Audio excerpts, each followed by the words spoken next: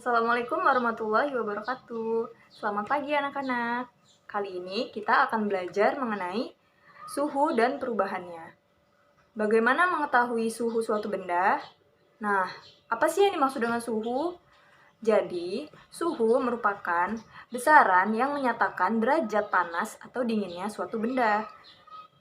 Indera perasa manusia dapat merasakan panas dan dingin, namun indera perasa bukan pengukur tingkat panas yang andal, karena hanya dapat terukur secara kualitatif yang tidak dapat dipakai sebagai acuan.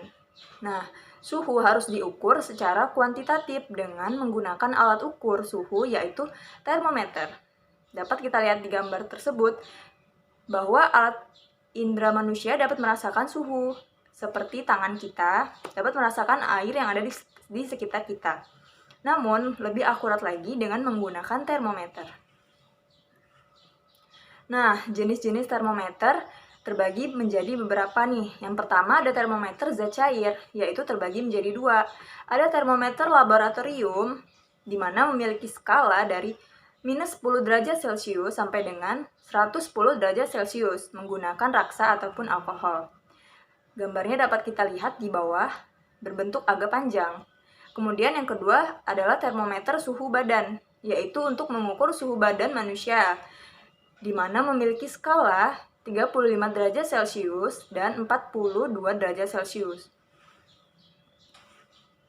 Kemudian selanjutnya ada termometer bimetal, di mana dapat kita perhatikan dua logam yang jenisnya berbeda dan diletakkan menjadi satu. Jika suhunya berubah, bimetal akan melengkung karena logam yang satu memuai lebih panjang dibanding dengan yang lain, seperti pada gambar di bawahnya. Kemudian selanjutnya ada termometer kristal cair, yaitu terdapat kristal cair yang berwarna, di mana dapat berubah jika suhu pun berubah. Nah, kristal ini dikemas dalam plastik tipis untuk mengukur suhu tubuh, suhu akuarium, dan sebagainya. Selanjutnya ada termometer digital. Karena perkembangan teknologi, maka diciptakanlah termometer digital yang prinsip kerjanya sama dengan termometer yang lainnya, yaitu pemuaian. Termometer digital menggunakan logam sebagai sensor suhunya yang kemudian memuai, dan pemuaiannya ini diterjemahkan oleh rangkaian elektronik dan ditampilkan dalam bentuk angka yang langsung bisa dibaca. Kali ini biasanya kita sering menggunakan termometer digital. Nah, selanjutnya ada skala suhu. Saat ini dikenal beberapa skala suhu, misalnya Celcius, Fahrenheit, Reaumur, dan juga Kelvin. Nah, Kelvin merupakan skala suhu dalam Satuan Internasional atau SI. Skala Kelvin menggunakan 0 mutlak, tidak menggunakan derajat. Kemudian pada suhu 0 Kelvin, tidak ada energi panas yang dimiliki benda. Perbedaan antara skala itu adalah angka pada titik tetap bawah dan titik tetap atas pada skala termometer tersebut.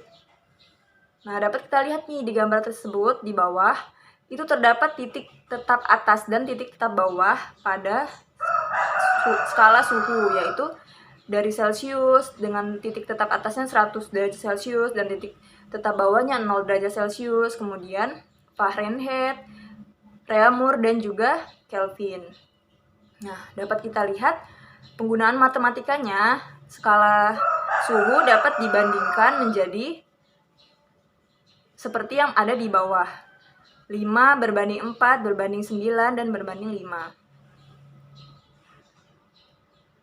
Nah, ini adalah lanjutannya di mana Celcius memiliki titik didih 100, kemudian Reaumur titik didihnya 80, Fahrenheit 212, Kelvin 373. Begitu pula titik bekunya hingga pada perbandingannya, di mana Celcius dengan Reaumur, Fahrenheit, dan Kelvin ini 5 berbanding 4, kemudian berbanding 9, berbanding 5. Nah, perlu diketahui derajat Celcius ini pertama kali diperkenalkan oleh Anders Celsius, yaitu salah satu ahli astronomi Swedia pada tahun 1742. Awalnya 0 derajat Celcius merupakan suhu saat air mendidih, dan 100 derajat Celcius adalah suhu saat air membeku. Nah, sekarang kita masuk ke bab pemuaian, di mana salah satu perubahan yang terjadi pada benda adalah ukuran benda itu berubah. Jika suhu benda naik, secara umum ukuran benda pun bertambah. Hal tersebut dinamakan dengan pemuaian. Pemuaian merupakan bertambahnya ukuran benda yang terjadi karena adanya kenaikan suhu. Nah, pemuaian ini terbagi menjadi 3, teman-teman. Yang pertama ada pemuaian zat padat, di mana jika benda padat dipanaskan, suhunya akan naik. Pada suhu yang tinggi, atom dan molekul penyusun logam akan bergetar lebih cepat dari biasanya, sehingga logam tersebut akan memuai ke segala arah. Contohnya nih dapat kita lihat pada gambar, seperti rel kereta api yang dibuat agak renggang, agar rel memiliki ruang untuk memuai di siang hari, bertujuan agar rel tidak bengkok. Nah, selanjutnya merupakan koefisien dari suatu zat padat ya. Di sini ada kaca biasa, kemudian kaca Pyrex, aluminium, kuningan, baja dapat kita lihat seperti pada gambar di samping. Kemudian ada rumus matematikanya, yaitu koefisien muai panjang sama dengan tambahan panjang per panjang mula-mula dikali kenaikan suhu, yaitu sama dengan koefisien sama dengan delta L per L0 kali delta T. Ini dapat kita gunakan ketika kita ingin mencari koefisien dari muai panjang suatu zat padat. Kemudian kita lanjut ke pemuaian zat cair dan zat gas.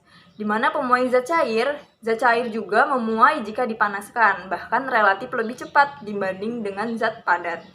Contohnya pemuaian zat cair ini seperti pada botol kemasan sirup, kecap, saus, yang mana tidak pernah diisi penuh agar tidak tumpah jika memuai. Seperti pada gambarnya ya, dapat kita lihat. Kemudian pemuaian zat gas. Nah, gas juga ternyata memuai jika dipanaskan ya teman-teman. Contohnya adalah ketika memompa ban sepeda, kita tidak boleh terlalu keras karena bisa menyebabkan meledak ya, misal kalau dia memuai. Nah, seharusnya sesuai ukuran saja, seperti pada gambar di samping. Oke anak-anak, sekian materi mengenai suhu dan perubahannya. Semoga ilmu yang Ibu berikan bisa bermanfaat untuk kalian semua. Ibu akhiri, wabillahi taufiq wal hidayah. Wassalamualaikum warahmatullahi wabarakatuh.